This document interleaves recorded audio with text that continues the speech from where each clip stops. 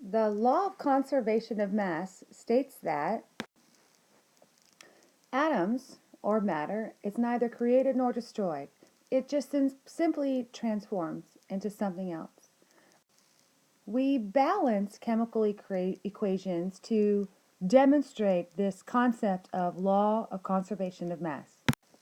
When we demonstrate the law of conservation of mass by balancing chemical equations, we show that atoms, specific elements, what goes into the reaction, also must come out, and it's usually transformed into something new. But all of the same atoms are still there. So how do we do this? What are some steps that I could give you to help you balance chemical equations? So I follow a pattern of 5 easy steps to balance a chemical equation. And I'm going to do a couple of different examples from the different types of reactions for you to kind of show you my strategy behind each type of reaction.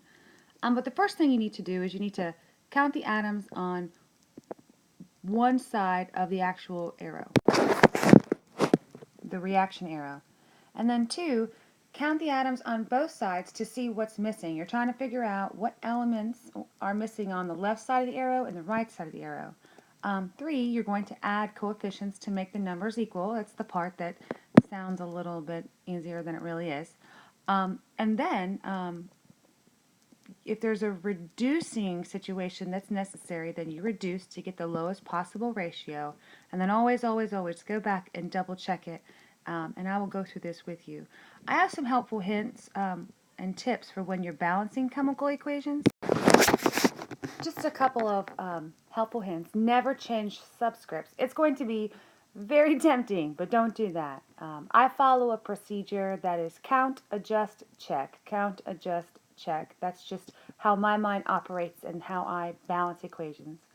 A lot of times, if you're a little math savvy, you can use decimals or fractions to help. However, you feel more comfortable with that, and you'll see me do that too. I'll show you that strategy. And then, for the most part, you just treat polyatomic ions like they're a single element. They are on a list for a reason. They hang out together, and so you can just basically treat them like, like X. So let me just show you what I mean by balancing an equation. So here I have aluminum plus nitrogen gas, and it's going to make aluminum nitride right here. So when I look at this, there's one aluminum over here and one nitrogen. There's one aluminum there and 2 nitrogen. Now that subscript, that's what I mean. You can never, never change the subscripts. All you can do is add numbers in front of the compounds called coefficients, and to get them to equal the left side of the arrow and the right side of the arrow. So if I have one aluminum and one on the left side and one aluminum on the right, those are the same. But my problem is nitrogen. I have 2 on the left and 2 on the right.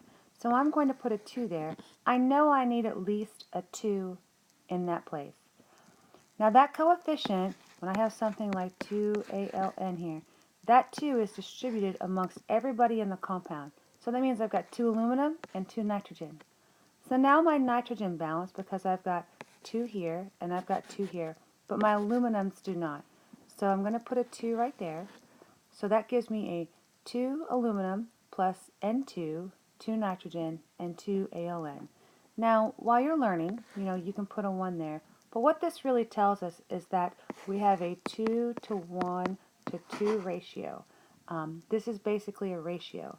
It means that it takes 2 aluminums atoms and 1 N2 molecule to make 2 ALN aluminum nitride molecules. That's what it means. Okay, let's do some more practice. Okay, so when you're using polyatomic ions in your equation, like here I have a double replacement, you can see how this NO3 and this NO3, this nitrite is this, it's the same on both sides of the reaction because it doesn't change. So I just treat it as if it's an element, just right there. It helps keep me from counting all of these nitrogens and oxygens and distributing. Here I have CrO4, like that is also a polyatomic ion. I can just treat that as if it's its own element. And then all of a sudden, PbX-K2Y make PbY-KX is a lot more simpler to balance. Alright, so let's try this. I've got one lead on the left side and one lead on the right, one X on the left and one X on the right, two potassiums on the left and one on the right, so I know I need at least a 2 there. And then I've got one Y and one Y. So when I look at it, this is balanced. This is a 1 to 1 to 1 to 2 ratio. So when I erase all of everything I've written all over, you can see that this means that I have 2 of these potassium nitrates. And if you look over here, there's that little 2 that's distributed. So that makes sense, right? Because there's 2 groups of NO3, and now I've got 2 groups of NO3 over there. Alright, let's try another one. Silver nitrate plus sodium hydroxide make sodium nitrate and silver hydroxide. So again, if I have NO3 right here, and my OH, which is also a polyatomic ion, now all of a sudden it looks very simple to balance. In fact, one silver, one X, one sodium, one OH, one OH. This is actually a balanced, this chemical reaction is what we call a balanced reaction, a 1 to 1 to 1 to 1 ratio there. Alright, let's try this is a little harder. And these polyatomic ions can be a little more challenging to spot, but there's one. That's the anion.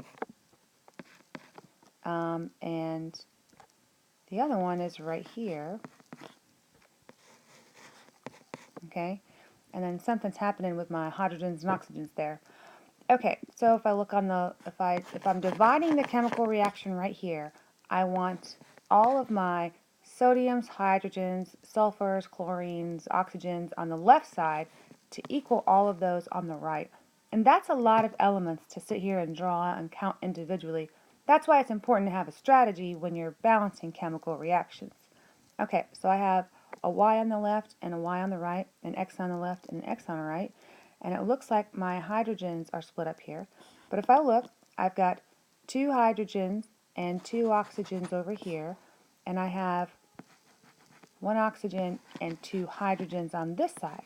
So again, this reaction is actually balanced because what we want is the actual elements, hydrogens and oxygens and nitrogens on the left side to equal that on the right. So we have another balanced reaction at 1 to 1 to 1 to 1 ratio. Okay, what if I have a split term, which is often the case in a combustion type of reaction? So now I'm going to use some of my math savviness, some of my math strategies, and I'm going to use decimals and fractions. Okay? So here I have, on this side, I have iron hydroxide, and it's going to decompose, because this is a decomposition reaction, into iron 3 hydroxide and water.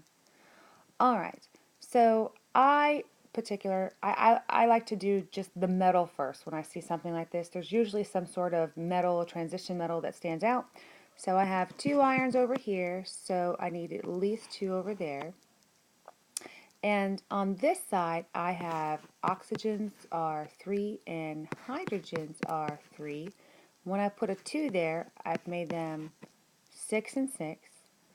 So when I look at my hydrogens and oxygens on this side, I have oxygen that's split, hence the name split term. So I'm going to do the hydrogen first and then deal with that oxygen. I have 6 hydrogens on the left side, so I want 6 on the right.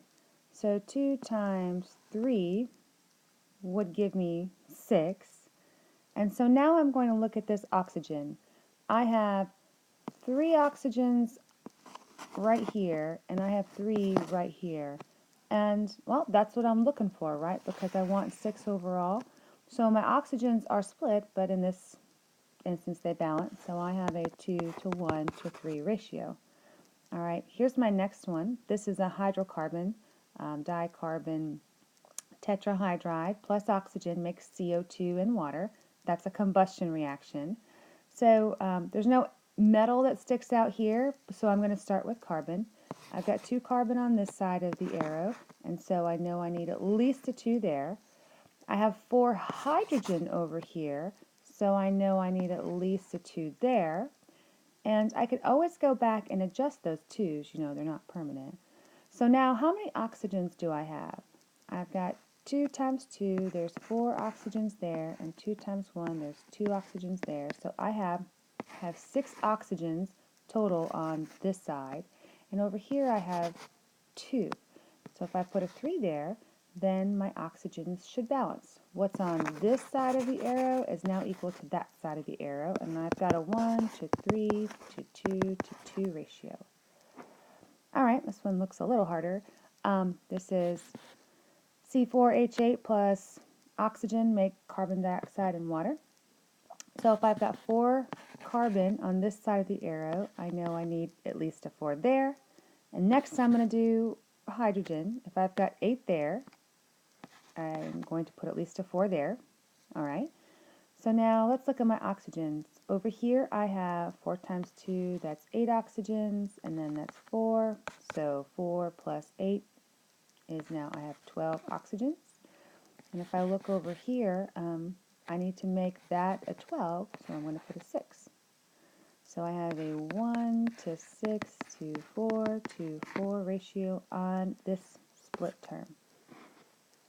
I didn't have to use any decimals and fractions here, but I'm going to get to that and showing you how to do that too. It would be like if this was an odd number. Like what if I've gotten 15 oxygens over here? There's nothing that you can put in front of that 2 to make it a 15. So you would have to use a decimal and then multiply everybody across. And I'll explain that here in a bit.